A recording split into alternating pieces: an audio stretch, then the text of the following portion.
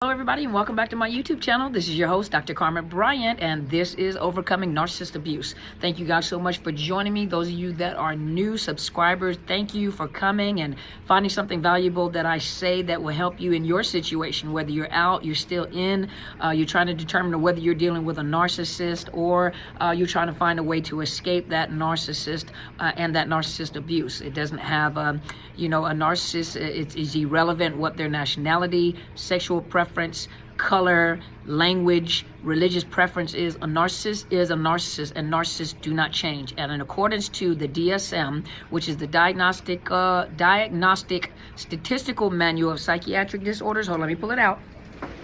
And sometimes I quote it and I misquote it. This manual. This is the Diagnostic and Statistical Manual of Mental Health Disorder, and this is the 5th edition. And according to this manual, statistically speaking, men are likely in a clinical setting, meaning in a clinical setting where clinically they have been diagnosed with narcissistic personality disorder, 50 to 75% are men, and the other percentage is females. So you'll see it a lot more, is more prevalent in men than it is in women. However, as you guys are coming on these YouTube channels, and we are finding from those of you that are talking to us about it, especially the kings that are coming out, is that females are narcissists as well. You have female narcissists as well, and they are, a lot of them are very devious, all of them are devious, but they can be very vicious, very petty, over dramatic, use their femininity, as an advantage point. And so now you know that narcissist, has no boundaries. They have no boundaries. And for those of you, I did a video before, that they could care less whether they cross over sexuality lines. If they are, heterosexual or proclaim to be heterosexual, a lot of them will cross over into a homosexual relationship or a lesbian relationship, all because they want fuel. So you're doing a lot of damage, or they're doing a lot of damage, especially in having people believe you're one thing and you're not. And I read a comment by Red. She says shift shaper, but shapeshifters. And so remember, when you have connected with these individuals, and today I wanted to talk, I didn't even tell you what I want to talk about today, huh? Today I want to talk about what is it they hate about you so much, what they despise about you. And one of the things that I was reading one of the comments, and I went and looked it up because I know what it is, but I wanted to include it in what you're dealing with when you're dealing with this narcissist. And these narcissists move from supply to supply. Supply is almost like they're transients. They're just transients. They just have this wandering spirit in them, and they move from person to person to person to get supply to fuel them. They get supply to get fuel to fuel them in any way that they can. So you have the primary, you have the secondary, you have the tertiary, the third supply, and they move from person to person, and they're vampires. They're modern day vampires. They're not vampires like you see on movies where it's all dramatical and theatrical makeup where they got the fangs and everything. No, they are soul hunters that suck the life out of your soul. They suck the life out of you, and you literally take upon, remember the skeleton key. We were talking about the skeleton key. Go watch the skeleton key. That is a good example of an individual, a narcissistic in the way that they maneuver.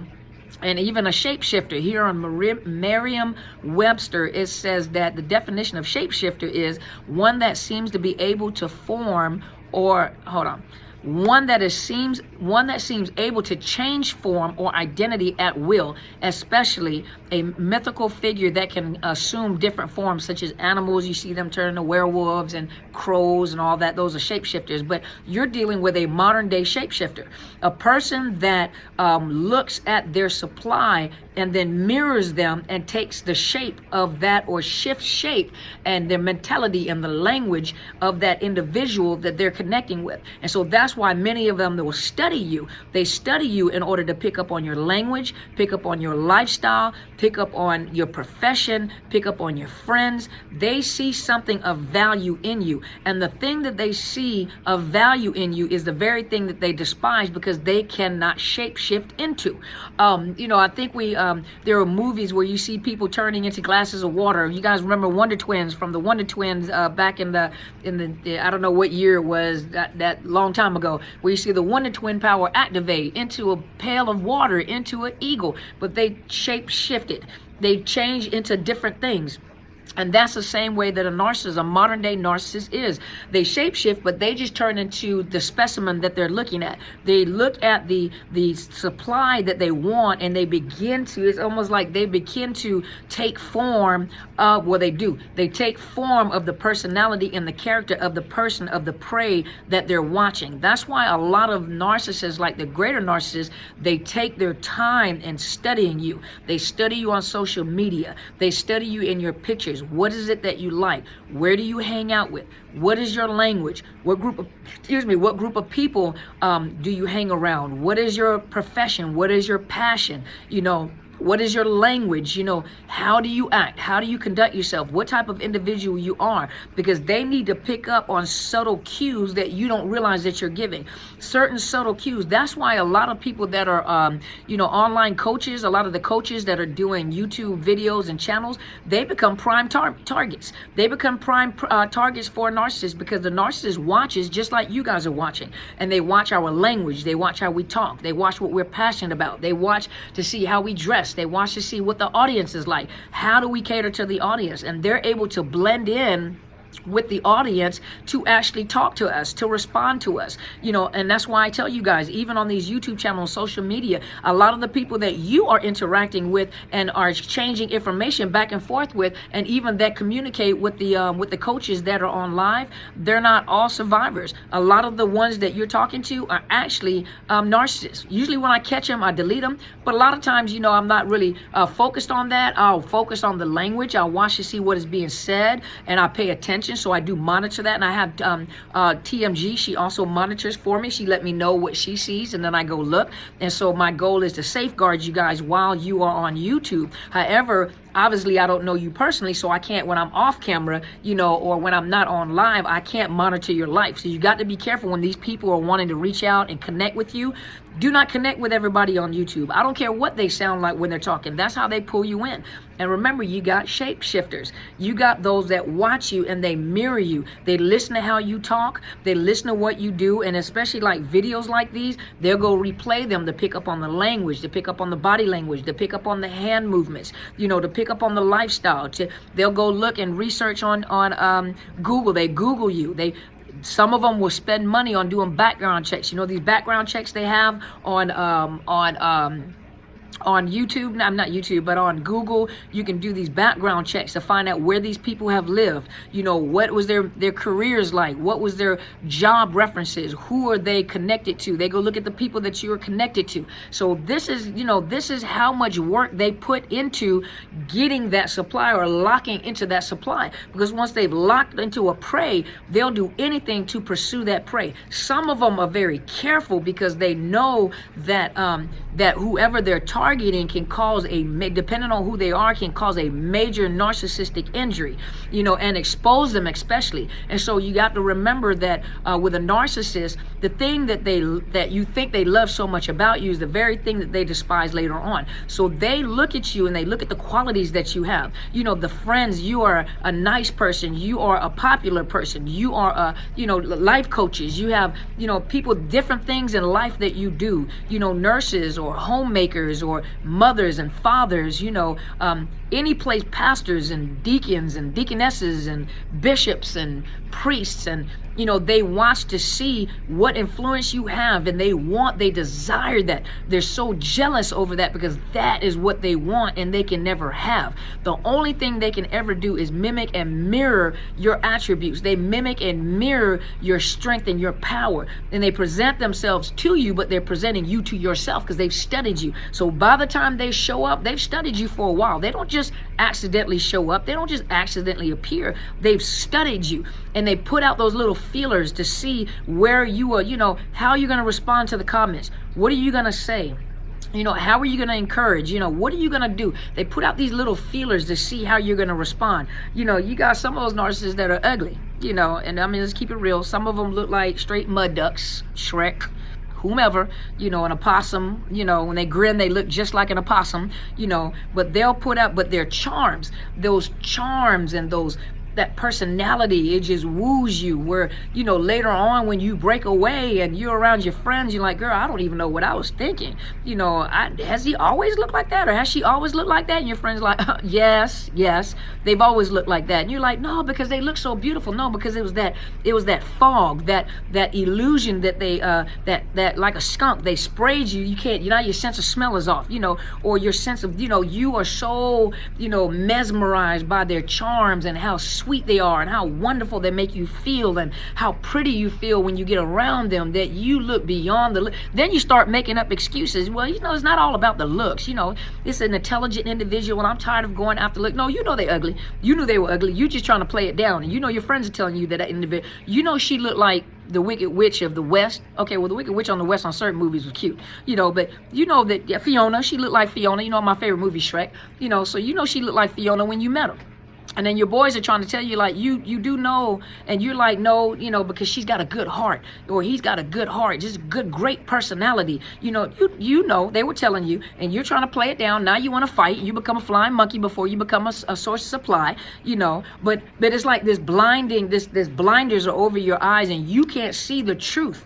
You don't see the truth anymore. You don't see the reality of what's going on. But what they do is that there are things about you that they admire. They want that education. They don't really want the education. They want the status that comes with that education. They want the status that comes with, your friends. You're a happy-go-lucky person, or you just have this great personality. You have friends and the support system. They don't have any of that. Everything that they get it by force. They steal it. They take it. They force people into doing it. It's not a natural thing like it is for you. And then they're trying to mimic you, but they can only mimic and mock you because it's not true. It's not genuine. And so when something is not true and something is not genuine, you just don't do it anymore. That's why diets fail, because really you have to have a change of lifestyle, not just a change of eating to lose a certain amount of weight, because when you lose a certain amount of weight, those habits are still there. So you have to have a lifestyle change, and before you can lose weight, you got to change the way that you think about food. You have to change, why am I eating like this? What triggers me to overeat?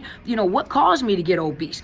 So it's a lot of thinking involved before you actually change your eating habits. And so the same with a narcissist, they look at where you are. They could care less how you got there. They don't care about the hard work that they don't care about the hard work. They don't care about, the effort that you put forth, the education, the time you spent, the amount of money you've invested in yourself to get to where you are. They just want that. They want the end results. They want that right there. That's why a lot of women, or even a lot of men, when they look at, another person's spouse, now what I'm talking about, we're not talking about narcissists, but they look at, someone else's spouse, or maybe it could be a narcissist, but they look at another person's spouse and like, wow, I wish I had that. You don't know what that takes to keep. You don't know what that takes to keep their mind. You don't know what it takes for them to keep their sanity. You don't know what they go through behind closed doors, because what you see out in the open is not always what it is behind. See, the grass is greener on the other side till you get to the other side and find out you got astroturf. That's why a lot of people that left good relationship to get with a narc, because the narc has created this illusion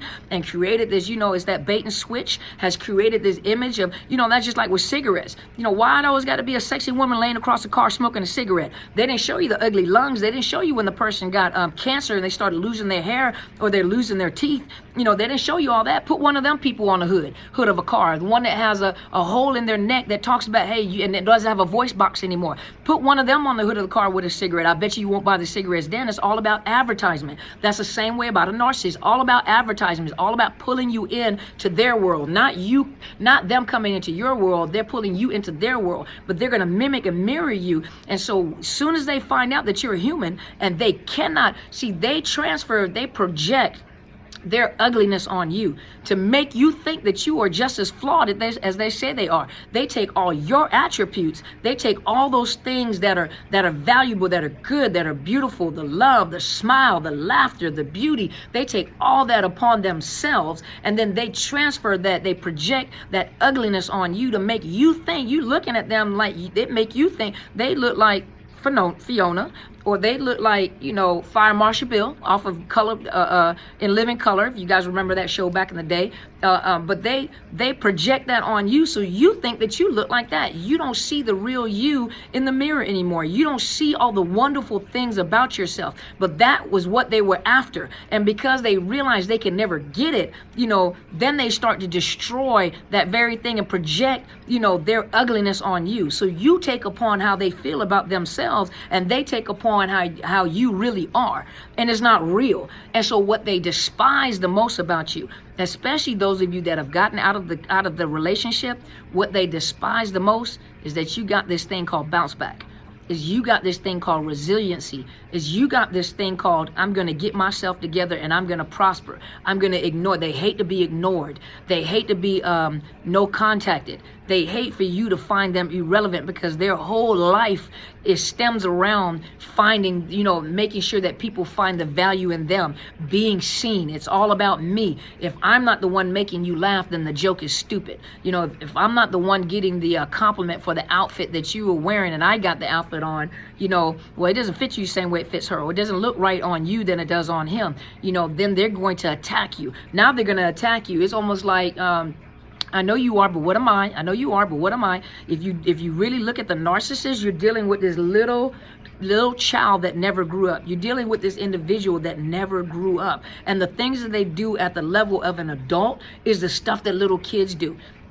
No, my dad is bigger than yours. No, my mom is prettier than yours. My mom is a nurse, so my dad is an astronaut. I'm gonna have that car one day. No, you're not. I'm gonna have a car better than you. Everything that they do is about competition. I did a video on that competition. If you go get a degree, they got to go get 18 degrees. If I think someone said if they're sick, if you're sick, they're gonna be sicker. If you got sickle cell, then daggone it, they have no blood cells whatsoever. They don't have blood cells. If you have a headache, they have no head. They've got to be so dramatic, and they have to outdo you. Someone has HIV. Well, I got the I don't even know. I like to laugh at my own self. I couldn't even think of a word. I was on a roll right then. But, and those that have HIV, it doesn't mean you're going to die. It means you have attained something, and there are treatment out there for it. But I mean, even something that's that serious, they'll take that and they'll take the focus off of that just to focus on them. Well, my hair follicles are breaking. What does that have to do with HIV? What does that have to do with cancer? Do you understand that this is a serious life-changing matter? It doesn't matter, but it's all about you. It's all about you and your problems. You always thinking about yourself. And most of you guys, the very thing you say is like, this is unbelievable. I cannot believe this. Well, you're dealing with a narcissist. And remember, everything that they thought was so wonderful, because they thought literally they thought they were going to steal those attributes. How do you steal a person's attributes? You can mimic it and you can mock it, but you can never duplicate an original. Now that sounded good. You can mimic, you can mirror, and you can mock, but you can never duplicate an original. You are an original. They will never be able to duplicate an original, ever. They can pretend to be you, they can act like you, they can talk like you, and usually when they get into a new relationship with a new supply, they take all these attributes from all these people and they create this monster, and they go into this new relationship with all these attributes from different people, and they present this, to include the mirror image of that individual. It's like the bone collector. They just collect all these, and they got all this hanging around their neck, all these bones from different people hanging around, and it's just rattling, just rattling, but they've collected all this from all these individuals, and they left these individuals depleted, looking like the crypt keeper, dried up, sick. They feel like they have, you're slowly aging. I think someone asked about the slowly aging. You've got to get up and you got to do it again. You got to take this experience and safeguard yourself. You got to get this experience. I mean, you have to take this experience and make something happen. A lot of you guys were asking about my story, and usually I don't come on and talk about my story. I did on live on Sunday. I had several people ask me about my story, and so I gave, a part of my story. And then I showed you that if I went through what I went through, and some of it is not even as bad as you guys went through, but if I went through what I went through and I took that and I'm teaching you guys, I'm educating, I look at it as, The devil let me look into his court. The devil let me see how they play in the street.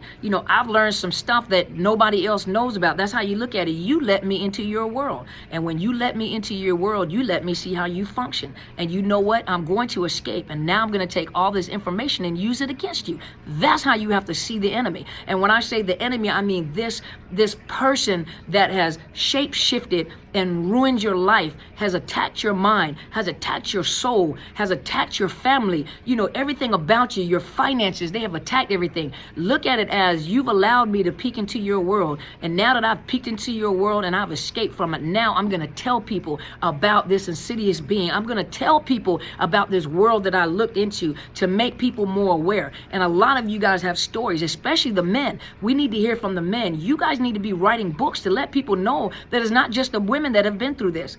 And so I'm telling you guys, this could be the greatest change in your life. The hardest part is getting beyond the emotional hurt and the emotional damage, the emotional pain. Get into good counseling. And remember what I've told you before. I put this disclaimer out there. If you have children or you are married, you can't just jump up and run. Different states have different laws. There are, agencies like the YWCA and like domestic violence agencies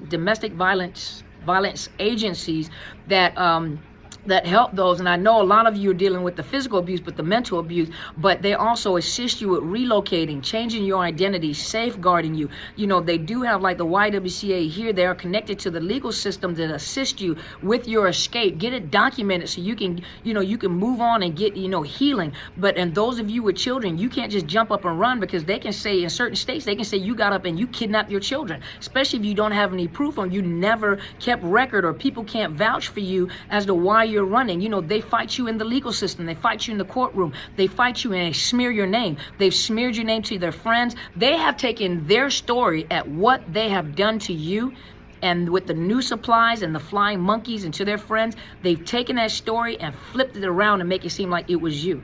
But what I tell you guys is don't react, respond. And for some things, a response is not required. You don't have to defend yourself. You. A person that's constantly having to defend themselves makes me wonder, like, why you keep defending yourself? And a lot of times it's because of the fact that all your life you had to defend yourself. All your life you had to fight. Color purple, y'all. But all your life you had to defend yourself. All your life you had to explain yourself. And some of you explain. You are free. For those of you that are out the relationship, you are free. Find good legal advice, legal assistance, support groups. Find a good counselor that understands narcissist abuse. A lot of them are not trained on it yet. And so sometimes you can teach them. Find a domestic violence advocate or a legal advocate. Find these agencies and utilize them. That is what they are there for.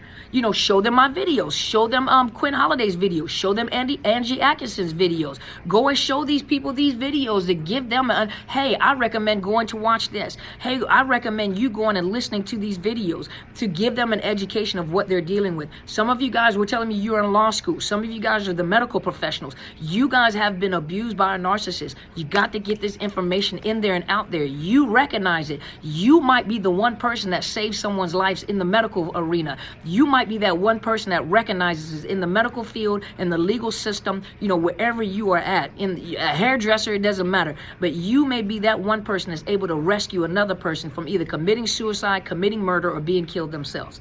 And so hopefully this has helped you guys. I want you guys to stay strong and know that everything that narcissist has said that was negative to you, flip it back around. They put their attributes on you. And everything they tell you that you can't do, because they tell you a lot of stuff that you can't do is the very things that you can do. A lot of times they can foresee how great you're going to be and the wonderful attributes about you. They can see your future before you can see your future.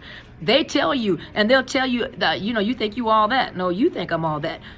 Oh, so you think you're going to be Hollywood. No, you think I'm going to be Hollywood. So see, they see your potential, and you don't see your potential, but they can see it, and that's what they're attacking. As long as they can keep you in the dark, you'll never progress and move forward, because they want to keep you confused. They love confusion. They're the most confused. They're the most confusing people you'll ever meet in the world, because in their mind and in their soul, they're confused. They're dark on the inside. They don't feel empathy. They don't feel love, and they cannot connect.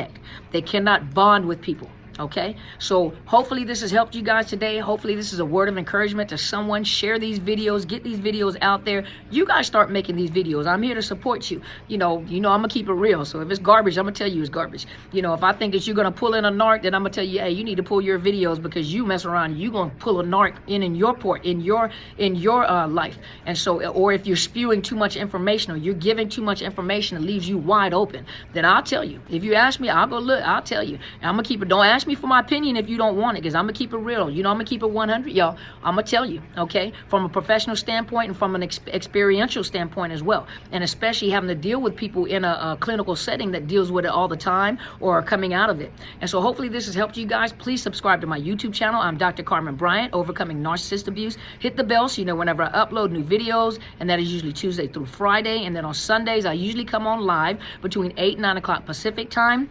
If I come on early, I usually try to put it in the community tab to let you know that I'm coming. But please come in so we can talk. We can, question and answer time. I usually say something. This past Sunday, you guys were asking me about myself, and so I get it. A lot of times you want to know if you're using that doctor title. Tell me your credentials, and so hopefully that helped you guys know that I am credentialed. I am qualified to do what I do. And then some of you also wanted to know, since you're talking about narcissist abuse, have you ever been through narcissist abuse? Come on, you guys, but if I, and some of you guys asked me details about some of my experiences. So I share some of my experiences with you to let you know that I'm just like you are. I've just gotten beyond where you guys are at, and, it's one of those things, especially if you have been a primary source of supply for a long period of time. In their minds, they assume that you always belong to them. They'll always find a way to harass you or hoover you, or especially those of you that have children, to find a way to harass you through your kids. They know that they can't make you react. They're not getting any reaction from you. You gone no contact, very limited communication, because you could care less. So what they'll do is they'll attack the thing that you value, your kids. And that's how they get a reaction out of you. And so you still have to be wise enough to know not to react, but to respond and be wise. So hopefully this has helped you. Please go to my Facebook page too. It's Psychological Health Consultants and Services. I go live on both channels. I do post on both channels. Just to let you guys know, this Sunday, I may not be able to come on live because I will be traveling. So I will not have the time to go live on the video. I may do like a pre-recording and just, put a pre-recording out there just to let you guys know that I'm thinking of you to start your week, but I will not be able to come on live this Sunday, okay? And so I'll be back that following Sunday, but I'll just stay tuned because I will post some more videos tomorrow. You guys have a wonderful, wonderful day, and remember, go and be great, and I really mean that. Go and be the greatest you that you can be. You guys have a wonderful day.